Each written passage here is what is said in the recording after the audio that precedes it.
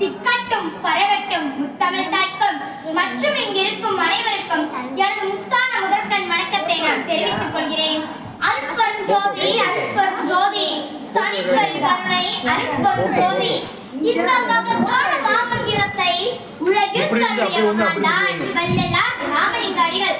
அன்னம் இல்லாருக்கு அன்பாய் உணவளித்தவர், உயிரனைத்தையும் ஒன்றெனக் கண்டவர், எளிமையான வாழ்க்கையை வாழ்ந்தவர், வாடிய பயிரை கண்ட போதெல்லாம் மனம் உருகி மனிதநேயமே தெய்வம் என உணர்த்திய உன்னதமான உயர்வான வள்ளலாரின் மனிதநேயத்தை பற்றி சில முத்தான கருத்துக்களை உங்களிடம் சிதற வந்துள்ளேன்.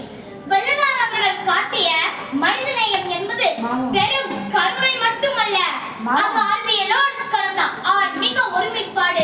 கண்ணால் காண்பது போய் காதால் கேட்பது போய் தூரம் சாய்ப்பதே மெய்யின் வள்ளலார் மனிதநேயத்தை எவ்வாறு உலகிற்கு போதித்தார் என்பதை உங்களிடம் கூற நான் கடமைப்பட்டுள்ளேன்.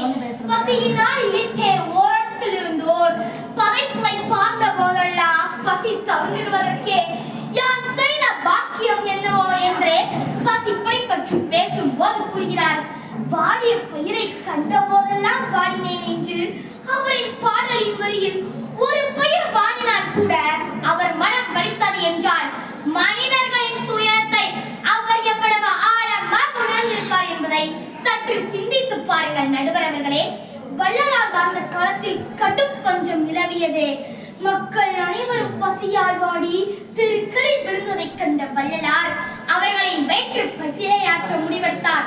1867ஆம் ஆண்டு மே மாதம் 23ஆம் தேதி வடலூரில் சமரச சுத்த சன்மார்க்க சாலை என்ற ஒரு அன்னதான நிலையத்தை தொடங்கினார். அங்கே அவர் ஒரு அடுப்பை பற்ற வைத்த போது சொன்னது, இந்த அடுப்பே ஜாதி மதம் இன மொழி எந்த பாகுபாடுமின்றி அனைத்து ஏழைகளின் பசியை போக்க என்றும் எரியட்டும் என்றார். இதில் ஆச்சரியம் என்னவென்றால் அவர் ஏற்றிய அந்த அடுப்பே இன்று வரை அணையாமல் எரிந்து கொண்டே இருக்கிறது.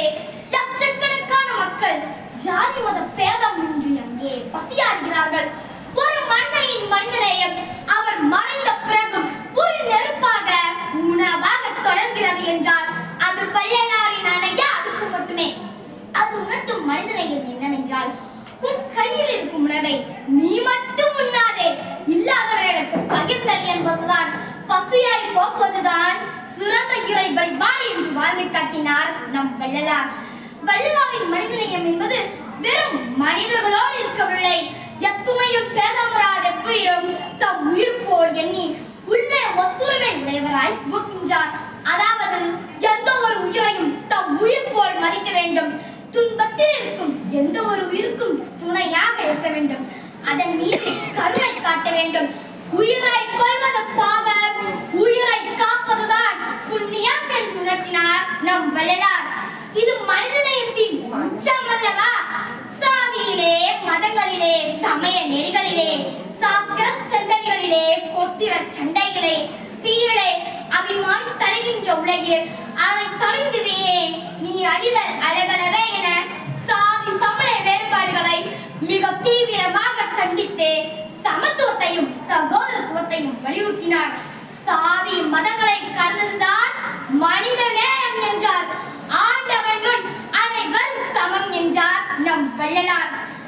வள்ளலாரின் மனிதநேயம் என்பது வெறும் கோவில்களுக்கு சென்றே வழிபாடு செய்வது மட்டுமல்ல, பசியோடு இருப்பவர்களுக்கு உணவளிப்பதும் துயரத்தில் இருக்கும் எந்த ஒரு உயிருக்கும் துணையாக இருப்பதுமே ஆகும்.